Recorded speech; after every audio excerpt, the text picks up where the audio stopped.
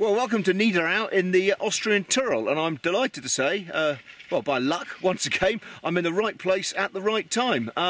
Snow dripping off the trees, light powder, and some fantastic skiing here. Elsewhere, well, snow all over the mountains coming down this weekend. Great conditions have returned to the Alps after a very warm spell over the New Year period.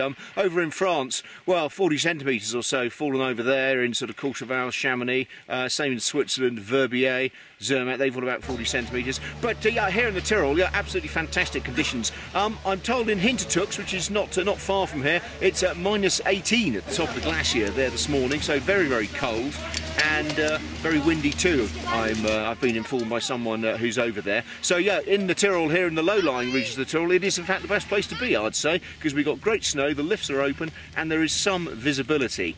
The area itself, well, it's a fantastic little area if you haven't heard of it, Niederau. A lot of British people come here. It's, well, billed as a sort of family beginners resort, which it is, but there's also some good skiing here as well, and best of all, it's linked into, well, a new ski area, a short bus ride to the main ski area here, which is of Outback, Inner Outback and Ausfahrt, so great area. They've actually got a brand new lift that's gone in this year. Everyone here very, very proud of it indeed. 13.5 million euros it cost, and state-of-the-art lift, seats 8 people in each cabin. It actually took 11 years from the initial idea of building it to opening it. A lot of local rivalries going on here in this part of the Austrian Alps, as some people want it, others don't.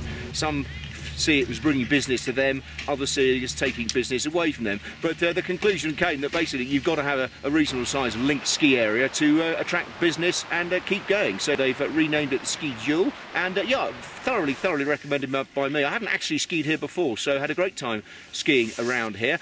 As well as the new lift, well, they've got some rather quaint old ones. This one here is a single-seater chairlift, as you can see, and it does still run. It tends to only run at the end of the season, because it takes a long time, this lift, and people get cold on it and all the rest of it. But a great little lift, and a lot of people come here actually to take it for nostalgic reasons rather than getting up the mountain quickly. So no plans to replace this, I'm very pleased to say, and great little lift. And well, this being Austria, of course, wouldn't be the same without the après-ski. Every little village seems to have at least 2 or 3 bars at the bottom of the hill at the end of the day, with people in there you know, dancing, drinking shots, drinking beer, some of them slightly larger beers than others. In this particular one in Niederau, they all seem to be hanging off the bar for some reason. Not entirely sure what this game is, but no doubt a drinking game taking place, and everyone having a great time. Austrian après-ski, as I'm sure you know, is fantastic. So, as I said earlier on, great conditions across the Alps at the moment. Not quite so good over in the east.